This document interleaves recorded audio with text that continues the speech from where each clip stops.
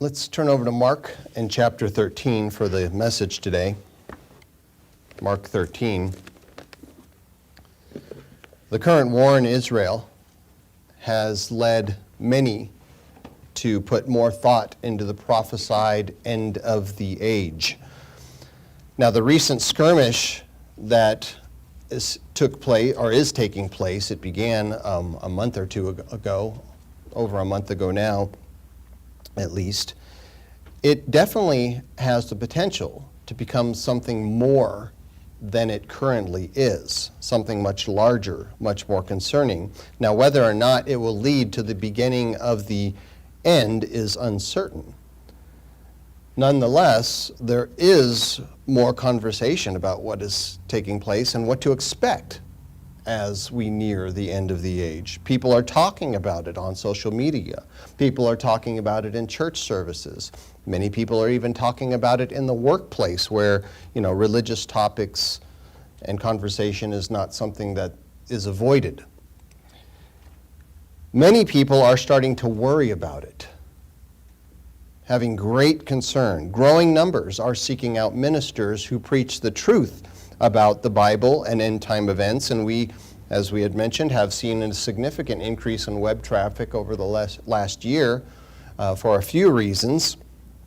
And of course, the request for our literature has gone up significantly, almost tripling over this last week. Now, it appears that we are moving closer to what is prophesied to occur. And while the beginning of the end, of course, is of great concern, it is important for us to focus on the fact that God will protect another number of people. He will intervene on behalf of certain people. He is going to have a direct involvement in the events of the end of the age, and not just by unleashing plagues. He will protect certain people as this prophesied Great Tribulation begins. Speaking of the end time, Christ said this in Mark 13 and verse 19, he said, "For in those days there will be tribulation, such as has not been since the beginning of the creation which God created until this time, nor ever shall be." In other words, this is going to be something more significant than any type of tribulation that people may have experienced. Any war that has taken place, including, of course, both the world wars, that this is going to be more severe. And he went on to say in verse 20, "And unless the Lord has shortened those days, no flesh would be saved. But for the elect's sake, whom he chose, he shortened the days." In other words, unless God intervenes directly, the entire planet would be devoid of human life. And so we see that those things must unfold in our age at a time when people, nations actually have the ability to wipe out life, human life entirely on the planet. And that is possible through all of these inventions of modern weaponry, nuclear and what have you, atomic. Now, it mentions that God is going to protect certain people, and that is indicated by God shortening the days. And we understand from a number of other scriptures that this will be the case. 2 Chronicles 16 and verse 9 is one where it says that the eyes of the Lord run to and fro throughout the whole earth to show himself strong on behalf of those whose heart is loyal to him.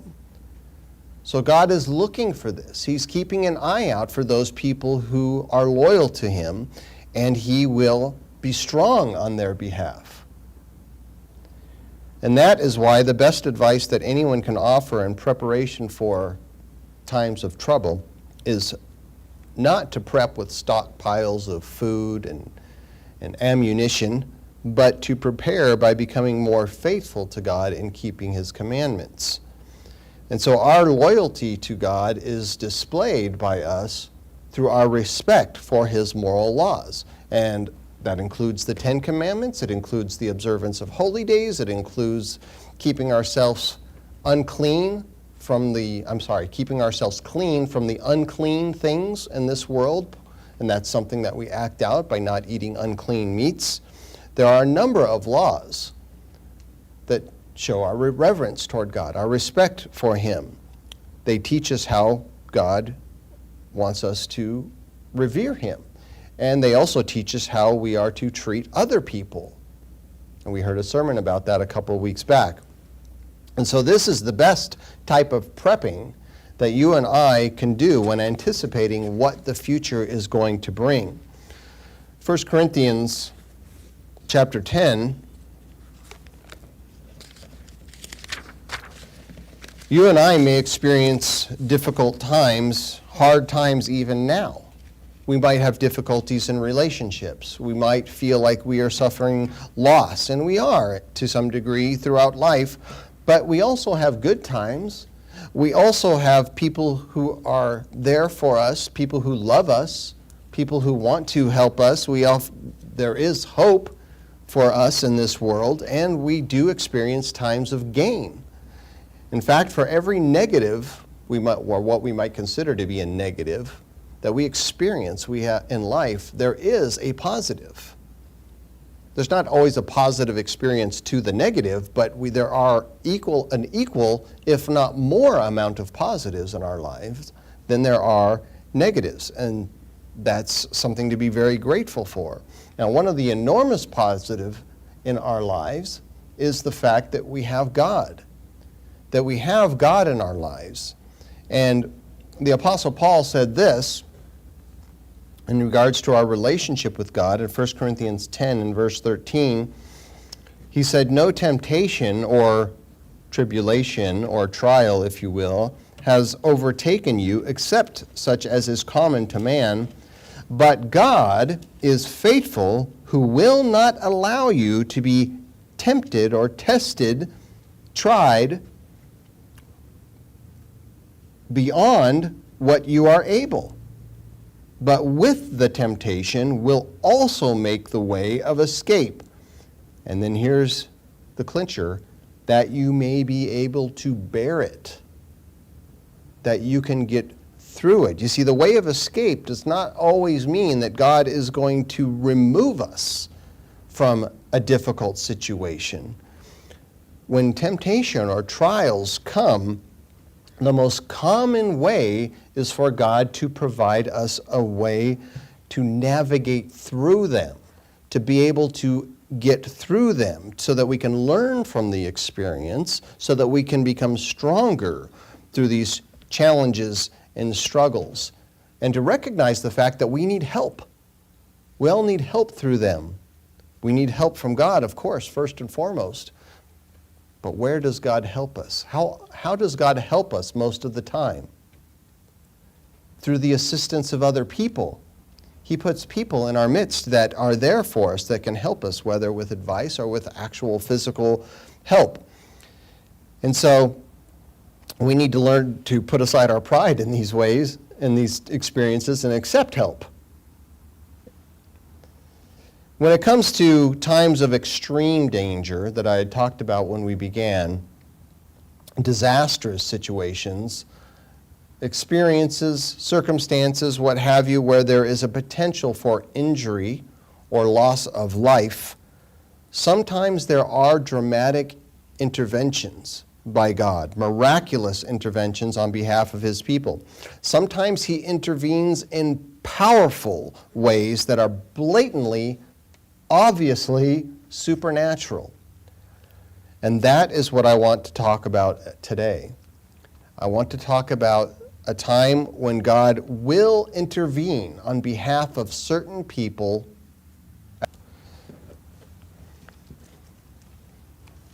There are a number of prophecies indicating that God will keep a number of people safe.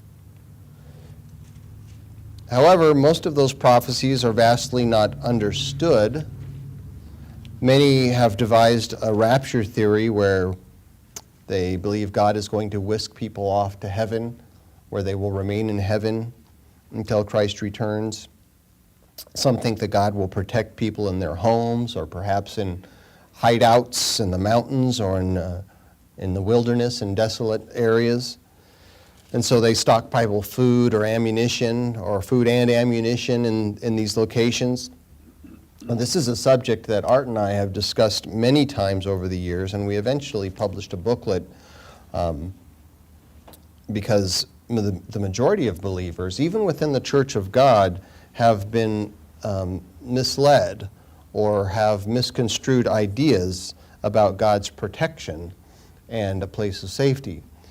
And so I think this is a good time for us to review this subject, to a degree anyway, what the Bible says about God's intervention on behalf of some people at the end of the age.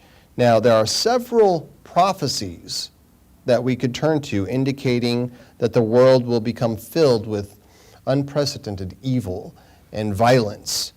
It is called Great Tribulation. It is referred to as a time of Jacob's trouble.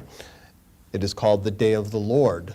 It is also called the year of his wrath, when 7 trumpet plagues and then 7 bowl plagues will be poured out that will devastate the entire planet. But not everyone on earth is going to experience those things. Not everybody will experience the 14 plagues. In fact, if we go back a bit further, before the last year, the year of his wrath, not everybody is going to experience everything in the seals of Revelation, the 7 seals. Now, I believe that all will be affected in various discomforting ways, but not everyone is going to be affected by the severe circumstances that will affect most of the world. And the reason of this belief is because of a prophecy that was written by the Apostle John. And in this part of the prophecy, Christ's church, his bride, is personified as a woman. And in this prophecy, the woman is taken out of harm's way. She is protected. In Revelation 12, in verse 14, it says that the woman was given 2 wings of a great eagle, that she might fly into the wilderness to her place where she is nourished for a time and times and half a time from the presence of the serpent. And so we see the symbolism here, and the symbolism indicates something miraculous, something powerful, something dramatic, where this woman is portrayed as being given wings, and she flies to a place where she is kept safe and nourished for a specific amount of time. It is referred to as a time, times, and then half a time. So that would be 1, 2, 3 and a half. And so Satan has much to do with the effects of the coming Great Tribulation.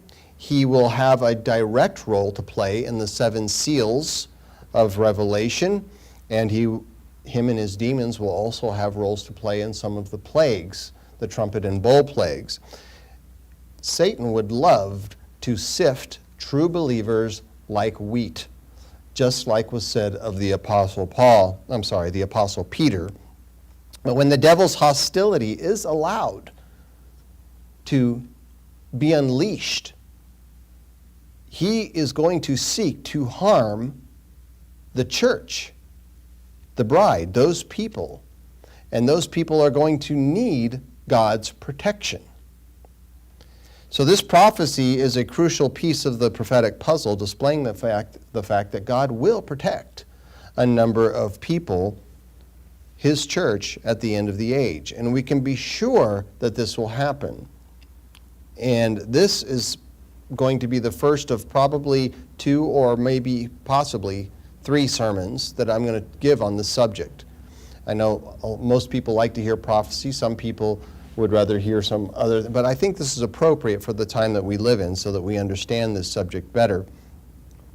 And we can be sure this is going to happen. And so we don't need to question if it will happen. Of course, there might be a question of if it will happen to us, and we'll talk about that in another sermon. What we need to focus on regarding the prophecies of protection and safety is how. how this is going to happen. When? When will this happen? For what reason? Why? Is it just to save our skin so that we don't experience pain or suffering? And of course, there is this who. Who's going to be kept safe or protected during this time? Now, the answers to these questions are not found in a single place in the Bible. There are several prophecies to consider, and I'm not going to go through every single one of them, but I'm going to turn to a handful of them today. Prophecies, we understand, are not, regarding certain events, are not all given in one place. They're usually spread out among several books, information that God supplied to people over centuries. And that was, I think, done for a purpose, so that we need the Spirit of God and we need a desire to understand these things, to study the Scriptures, to prove ourselves worthy to have an understanding of what God is going to do. So the subject matter requires much explanation, and I'm going to begin this series of messages that is going to address just a single question of when. Now, most people, of course, would like to just jump to the question of who. I want to know who. Is it me? Am I going to be taken? Am I going to be kept safe? We'd all like to be protected. The fact is, we'll get to that point later, but the fact is not everybody is going to escape those things. Not even everybody in the Church of God is going to escape those things. Today we're going to consider when God's people will escape as events escalate toward the end of the age and great tribulation. Let's go to Matthew 24.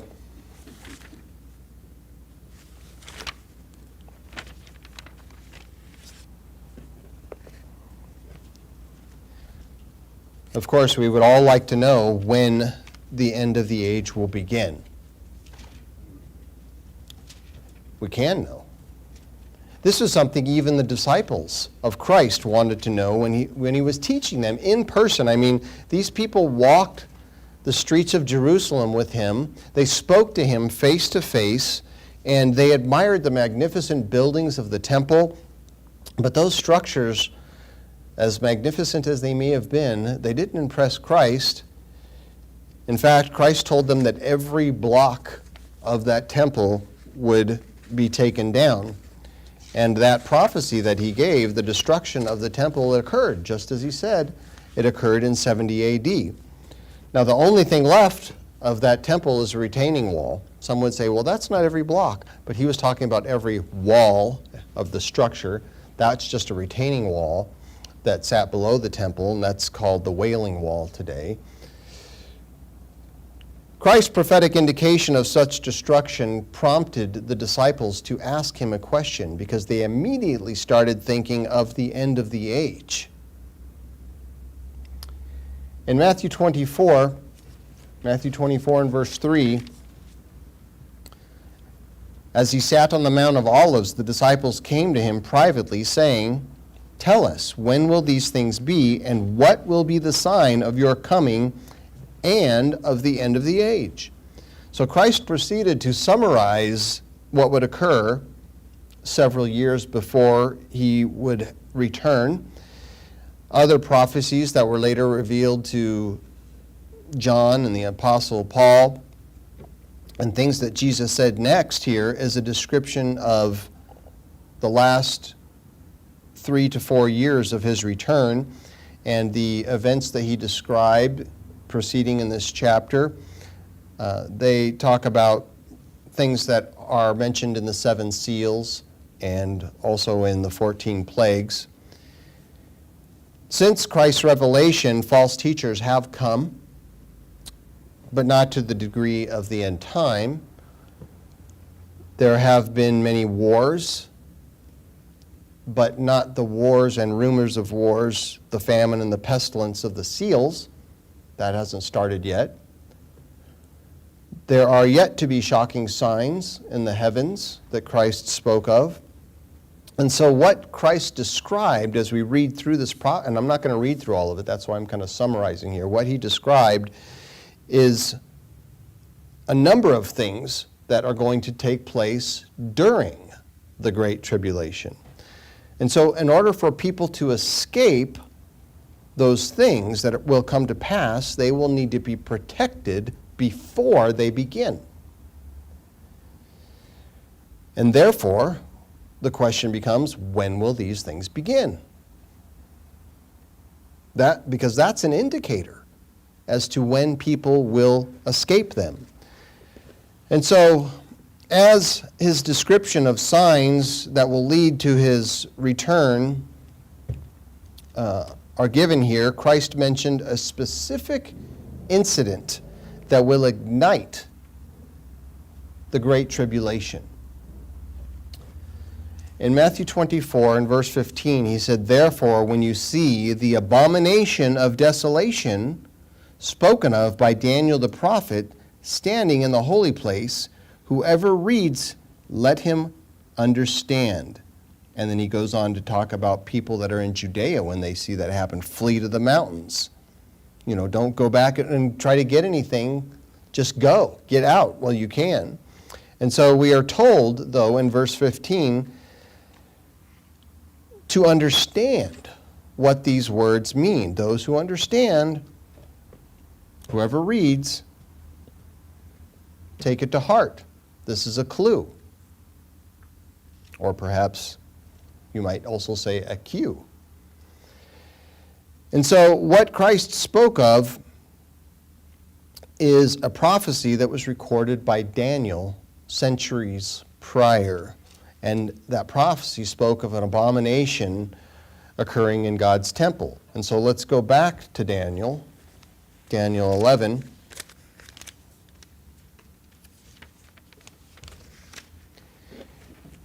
The prophet Daniel was given many prophecies, amazing prophecies about world events that would occur throughout history. And he had an understanding of Nebuchadnezzar's dream of the golden image, and he was able to explain its meaning. There was a vision he was given, or a dream, of 4 beasts coming out of the sea. There is the 70 weeks prophecy, and that of a glorious man. And there was also this vision of 2 kings that Daniel had, called the king of the south and the king of the north. So the prophecy that Christ referenced can be found in 2 places in the book of Daniel, in Daniel 11 and also in Daniel 12, where the context is about these 2 kings, and then focusing in on the king of the north. Now, these 2 kings represent 2 world leaders, leaders of empires that are going to be at war, and even at war with one another. And so during the military conquests of these 2 kings, in Daniel 11, in verse 29, it says, and this is speaking of the king of the north, "At the time appointed he shall return and go toward the south, but it shall not be like the former or the latter, for ships from Cyprus shall come against him, and therefore he shall be grieved and return in rage against the holy covenant, and do damage. And so he shall return and show regard for those who forsake the holy covenant."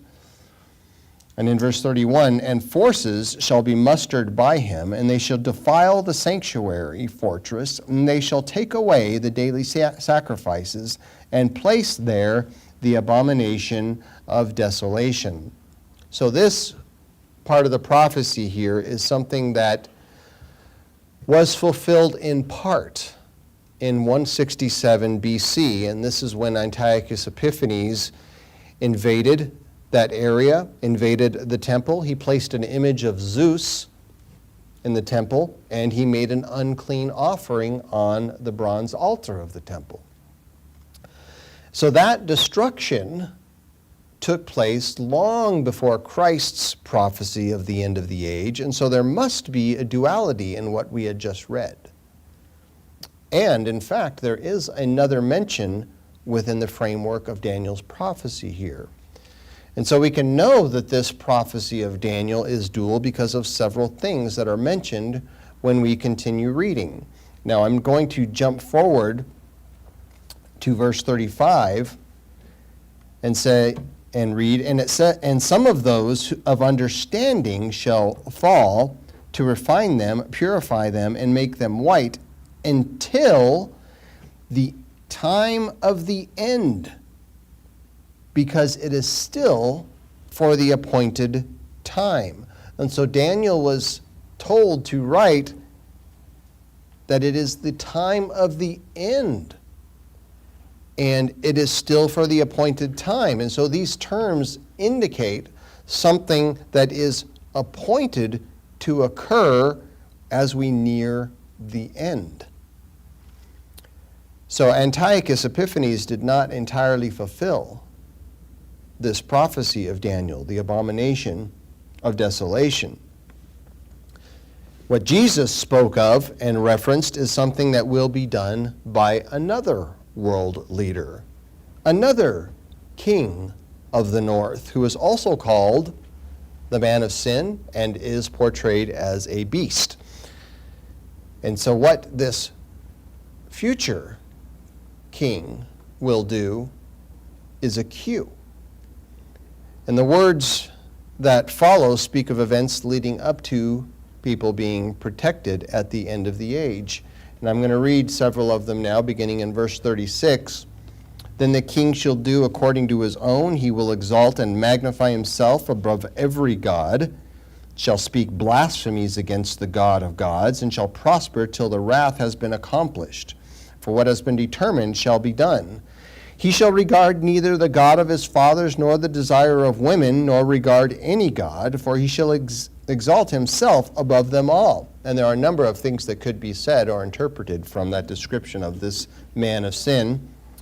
But in their place he shall honor a God of fortresses, and a God which his fathers did not know he shall honor with gold and silver, with precious stones and pleasant things. He shall act against the strongest fortresses with a foreign god, which he shall acknowledge and advance its glory, and he shall cause them to rule over many and divide the land for gain. Now here we go, moving toward the event that is going to prompt God to keep a number of people safe. At the time of the end, the king of the south shall attack him, and the king of the north shall come against him like a whirlwind, with chariots, horsemen, and with many ships. He shall enter the countries, overwhelm them, and pass through. And it's our understanding that the king of the south is a leader of an Arab confederacy. He shall enter the glorious land, and many countries shall be overthrown, but these shall escape from his hand. In other words, he will not attack these people, Edom, Moab, and the prominent people of Ammon. And those people, if you look at the history, it points to Turkey and Jordan. He shall stretch out his hand against the countries, and the land of Egypt shall not escape. He shall have power over the treasures of gold and silver, and over all the precious things of Egypt. Also the Libyans and the Ethiopians shall follow at his heels. But news from the east and the north shall trouble him, and therefore he shall go out with great fury to destroy and annihilate many. And so he will invade. He will invade the south, the Middle East. But there will be news coming from the east and the north, and we believe that's referring to people of Asia and Russia. And he shall go out with great fury to destroy and annihilate many. And it says in verse 45, and he shall plant the tents of his palace between the seas and the glorious holy mountain, yet he shall come to his end, and no one will help him. So in other words, the seas, between the seas, it's talking about the Mediterranean and the Dead Seas.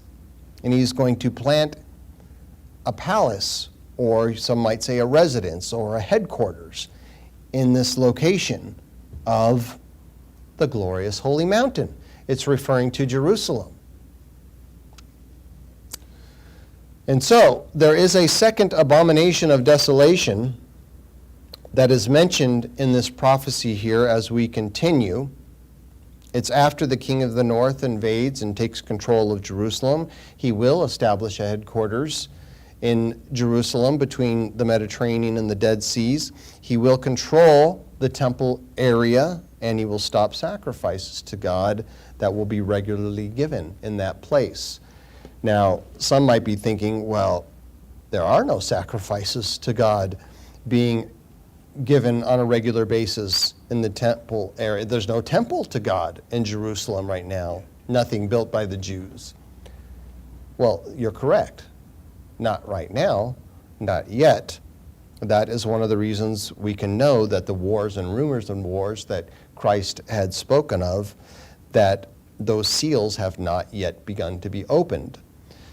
And so Christ's prophecy in Matthew 24 points to seals of revelation, and those seals are going to begin to be opened after sacrifices have been stopped. And so we know there are a few things that must occur. Since sacrifices have not yet started, since there is no temple, since we don't have a person that is leading a world power out of Europe, the north of Jerusalem, we understand that these things haven't begun yet. Well, they could happen very quickly, though. That's the point. It wouldn't take a lot to get this ball rolling, and we see that it might already be rolling. Since sacrifices have not yet started, the skirmishes in the Middle East right now, as troubling as they might be to us, and especially to others, people that live there and are experiencing them firsthand, they are not the beginning of the end.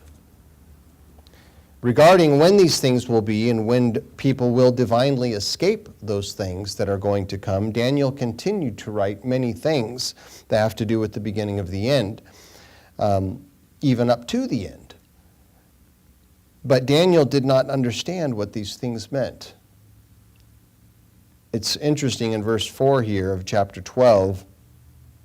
I'm going to jump forward here so that we can just focus on answering the question for today of when people will be kept safe. Daniel said to Daniel, "But you, Daniel, shut up the words and seal the book until the time of the end. Many shall run to and fro, and knowledge shall increase." And so you could say that, we're living in a time where knowledge is increased on an enormous scale. And people are going back and forth, running to and fro, doing who knows what. It seems like we're all just like living in a tyranny of the urgent here. But Daniel is told to seal it up, that it's not going to be something that will be understood until those things start to unfold. And again, after more details are given to the prophet, in verse 8 here it says, Daniel said, "Although I heard, I did not understand. And then I said, My Lord, what shall be the end of these things? And he said, Go your way, Daniel, for the words are closed up and sealed till the time of the end." And so we have an understanding of many of these things. I don't think we understand everything in all of these prophecies, but we have a fair understanding of many of them. And we could go through a bunch of the details in these prophecies of Daniel and talk about them, but we would digress from the main point, which is when people will be protected. But something that is worth noting regarding this question of when people will be kept safe are some numbers here in Daniel 12 and verse 11. And this is where we get to the heart of what Christ said when he referenced the abomination of desolation. Daniel 12 and verse 11, "And from the time that the daily sacrifice is taken away, and the abomination of desolation is set up, there shall be 1,290 days. Blessed is he who waits and comes to the 1,335 days." And then interestingly, Daniel is told to go your way till the end, for you shall rest, and you will arise to your inheritance at the end of the days. Something very comforting, I think, to the prophet. Now, there are several opinions about the meaning of 1,290 days and 1,335 days, and of course this is directly related to 1,260 days. But there can be only one answer, and I think we know what that answer is. You see, the period from the beginning of the Great Tribulation to the first resurrection will be, as we had read in Revelation 12, a time, times, and half a time. That term refers to 3.5 years. Other prophecies refer to it as 42 months and 1,260 days. And those numbers can be found in Revelation 11 and verse 2, also chapter 12, verses 6 and 14. And so the context of the prophecy that we had read a part of here in Daniel 11 and 12, the context is the king of the north. It begins with the king of the north, and it appears that Daniel described 3 significant achievements by this beastly empire that will lead up to the time, times, and half a time, the 3.5-year period known as Great Tribulation. And so the 3 achievements are that the beast will invade the Middle East and powerfully take over a central area.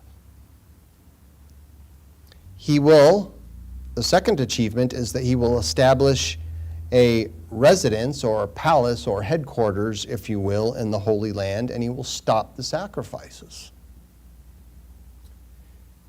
The third achievement, and I don't mean this in a positive way, of course this man of sin will think it's positive, and many that follow him will think it's positive, is that the abomination of desolation will occur.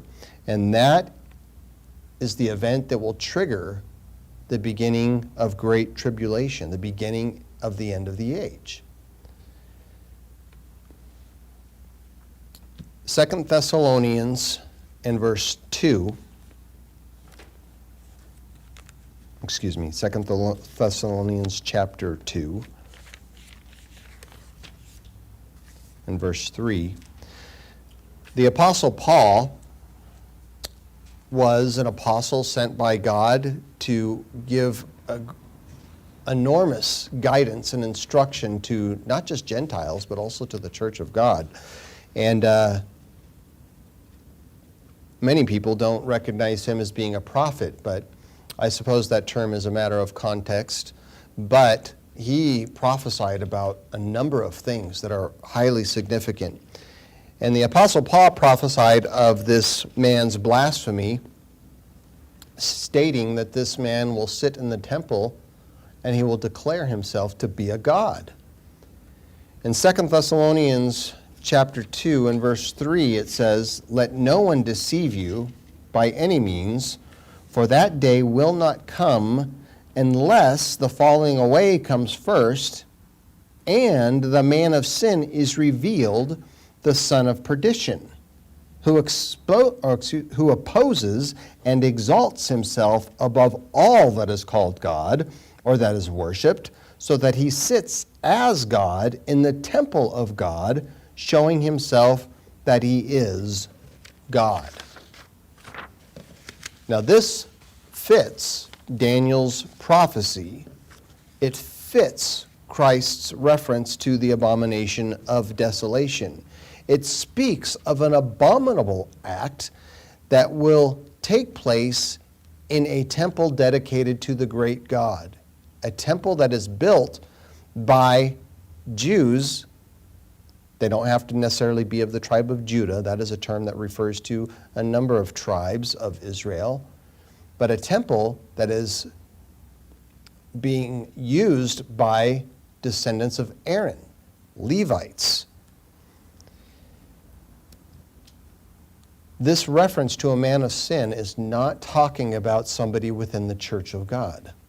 There's a minister that said something to this effect, and we gave a sermon on that a number of years ago, describing the man of sin and how we can know that it's not somebody within the church of God. It's kind of, in my opinion, a ridiculous assertion. But the main focus of all the prophecy that we have read so far, the main focus is the resurrection of the saints. That's always something that is included in the prophecies that God has given. God's plan points out that event as being highly significant and even an indicator of a number of other things, a place where we can use to say, okay, well, this is going to happen here, and that way we can determine when other things are supposed to occur. The resurrection is the hope of all considered to be God's people. It's called a mystery that many are called to, but Christ said few will be chosen for. And most prophecies use the first resurrection as a marker to indicate when other things will occur. And so with this in mind, we suggest that 1,335 days, those days that were mentioned in Daniel chapter 12, 1,335 days before the resurrection, the king of the north will invade the Middle East. Now, the invasion culminates 45 days later when the beast establishes a residence, palace, or headquarters in the Holy Land. And so 1,290 days before the resurrection of the saints, the beast will take control of the temple, and he will stop the sacrifices. And then just 30 days later, the man of sin performs the abomination of desolation.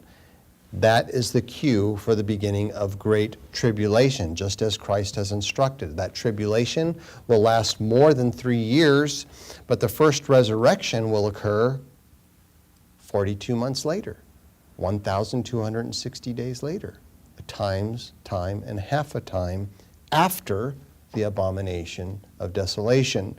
And therefore, the most significant of prophetic accomplishments by the beast, the man of sin, this individual also called a king of the north, leading up to the first resurrection, it begins 1,335 days prior to the first resurrection.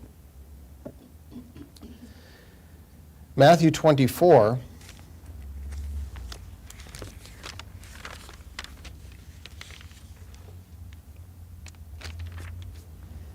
Christ gave a warning to people in Jerusalem that when they see these things occurring, they should flee. Now, it would be a good idea, in my opinion, my humble opinion, I think it would be a good idea to get out of that area when invasion begins, or before it begins, when we know when the man of sin is revealed, maybe it's time to get out. But that's just me. Christ said that once the abomination of desolation is set up, get out immediately, right away. Do not hesitate. In Matthew 24 and verse 15, it says, "Therefore, when you see the abomination of desolation spoken of by Daniel the prophet standing in the holy place, whoever reads, let him understand. Then let those who are in Judea flee to the mountains. Let him who is on the housetop not go down to take anything out of his house, and let him who is in the field not go back to get his clothes. But woe to those who are pregnant and those who are nursing babies in those days. And pray that your flight may not be in the winter or on the Sabbath. For then there will be great tribulation, such as has not been since the beginning of the world until this time, nor ever shall be."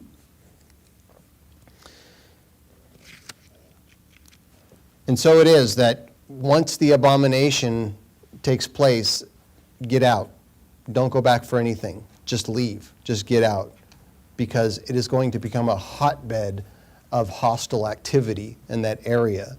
And it is going to be difficult for some people to get out, which is why he said, pray this doesn't happen in the winter. It's going to add to your difficulties, or it's going to be harder for people that are pregnant or have nursing babies.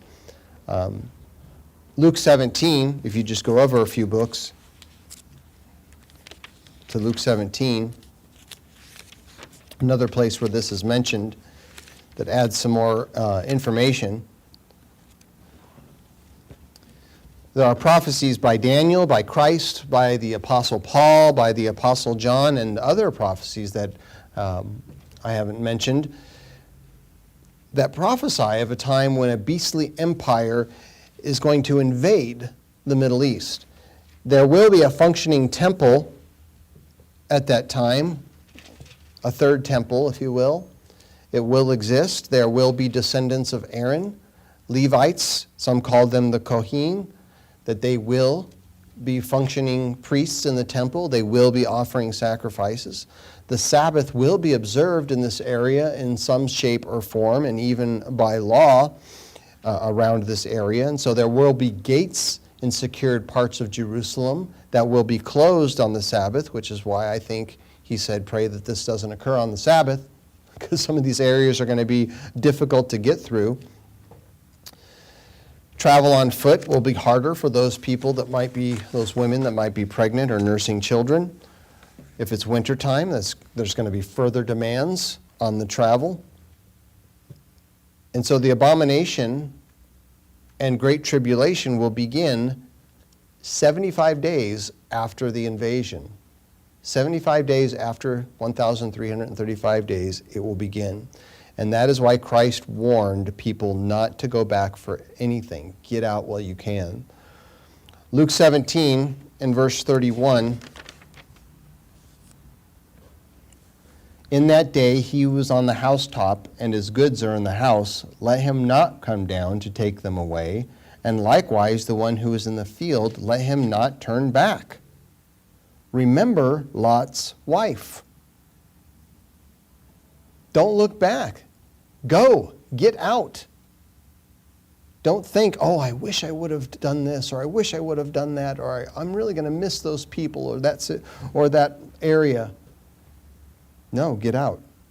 Verse 33, whoever seeks to save his life will lose it, and whoever loses his life will preserve it.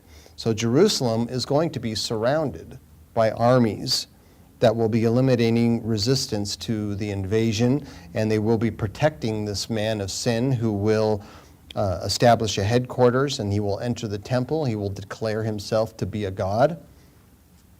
And once this occurs, people in this location are warned, don't look back, get out. They have to flee. But that description or that advice is not talking about people fleeing to a place of safety. It's not the prophesied protection of God's people. It's good advice. God has something else planned. And in his next words, Jesus said this in Luke 17 and verse 34, I tell you, in that night there will be two men in one bed. The one will be taken, the other will be left. Two women will be grinding together. The one will be taken and the other left. Two men will be in the field. The one will be taken and the other left. And these are some of the scriptures that has prompted some to devise a rapture theory. But what is being related to us here is that there will be people who in Jerusalem who understand what is happening. They will flee to the mountains. They will get out when this abomination of desolation is set up. But those who escape that area to avoid being harmed, they won't be there for long. At least those people that God says that he will protect. People aren't going to have time to get hungry or to get cold. They're not going to need anything when they flee. Christ said that they will be taken in that night.